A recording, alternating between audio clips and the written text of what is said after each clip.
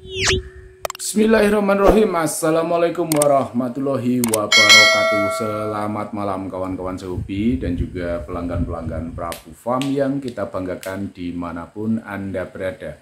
Semoga pada kesempatan kali ini kita semua masih dianugerahi kesehatan, kebahagiaan, keberkahan, dan tentunya rezeki yang melimpah dari Allah Subhanahu wa Ta'ala. Amin ya Rabbal 'Alamin.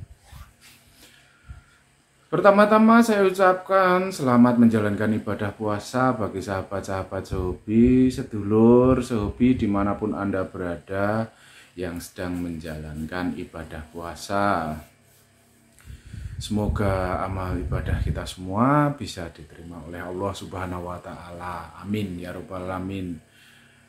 Pada kesempatan kali ini saya mau bikin konten menjawab pertanyaan dari sahabat sehobi di kolom komentar lagi ya kawan-kawan. Bagaimana caranya memaksimalkan atau rawatan untuk memaksimalkan indukan dalam proses produksi. Oke kawan-kawan, ini kita bahas karena menurut saya ini cukup ilmunya cukup penting ya kawan-kawan dalam dunia breeding atau peternakan seperti itu. Jadi yang pertama, kalau di kandang Prabu Farm itu rawatan indukan itu kita lebih seneng ya kawan-kawan. Tidak harus tapi lebih seneng kalau indukan itu satu kotak kandang umbaran itu satu betina seperti itu. Jadi bukan kandang koloni ya kawan-kawan. Nah, dengan begitu ayam itu tidak ada istilahnya perebutan dalam hal konsumsi makanan. Itu lebih bisa kita takar kebutuhan makanannya seperti itu. Beda dengan kandang koloni, misalnya satu kotak diisi 5 betina seperti itu, biasanya kan ada perebutan, yang menang ya makannya banyak, nanti yang kurang, yang kalah makannya kurang seperti itu, nanti pengaruh di pertumbuhan ayam itu seperti itu. Itu satu. Jadi untuk kotak produksi itu kandang produksi satu kotak satu ayam itu yang kita rekomendasikan, itu lebih bagus daripada kandang koloni seperti itu. Yang kedua jelas ya kawan-kawan,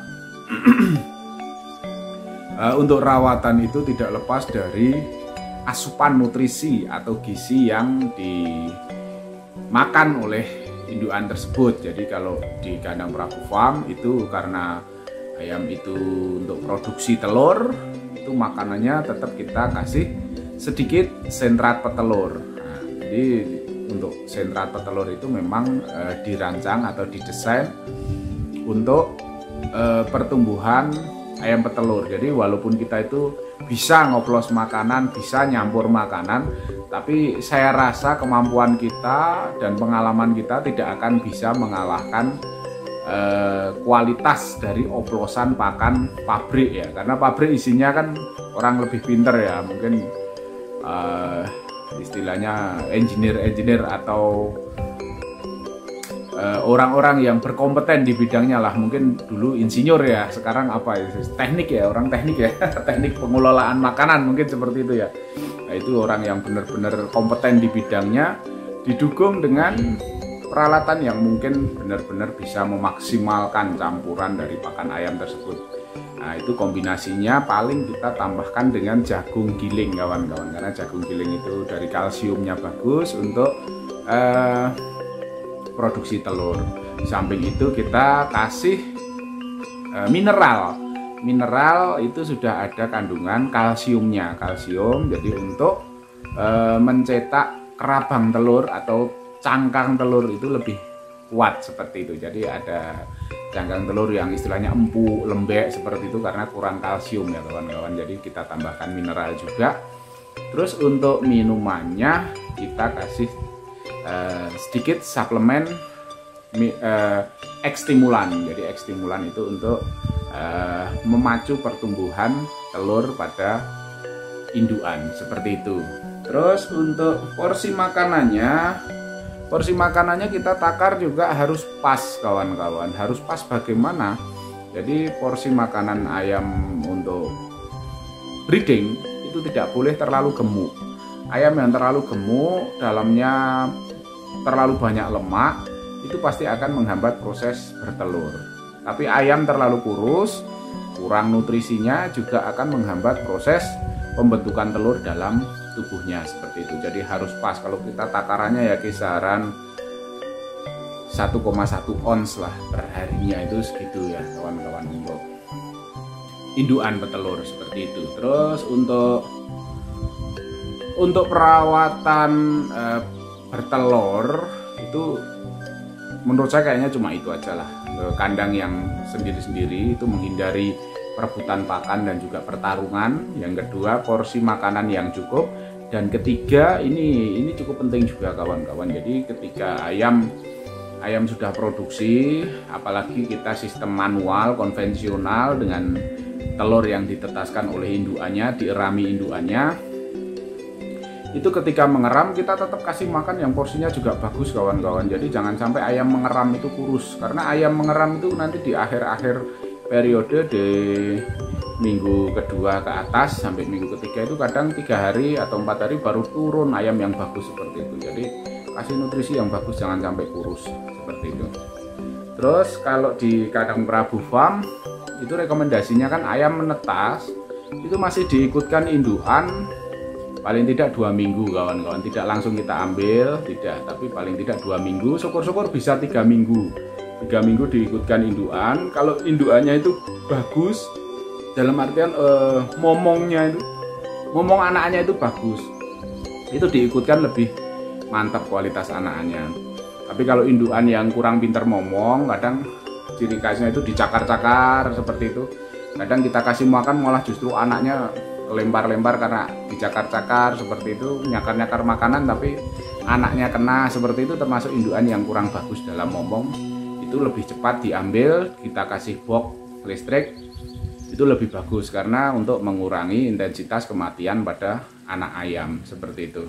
Tapi kalau udah diikutkan induknya 3 minggu, itu masuk box walaupun tidak di listrik nggak masalah kawan-kawan. 3 minggu ayam tidak usah pakai listrik untuk broodingnya, untuk pemanasnya itu sudah kuat ayam 3 minggu itu. Sementara untuk indukannya tetap kita kasih sementara untuk pemulihan biar cepat gemuk ya, maksudnya bentuk badan lagi, itu kita kasih fur untuk pedaging seperti itu. Walaupun takarannya juga harus pas, jangan terlalu gemuk.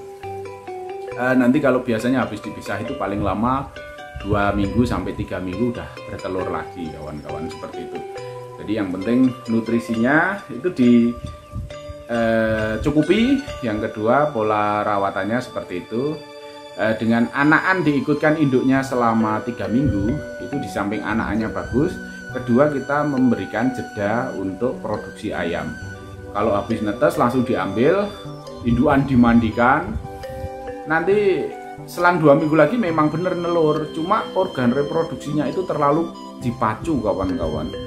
Nanti periodik indukan ini tidak panjang umurnya, jadi nanti pada usia mungkin 3 tahun itu udah stop produksi, nanti rusak karena indukannya terlalu dipacu dalam produksi telurnya. Tapi kalau dijeda seperti itu, kasih anaknya biar momong dulu lah 3 minggu, nanti baru dipulihkan dulu badannya, baru diproduksi lagi.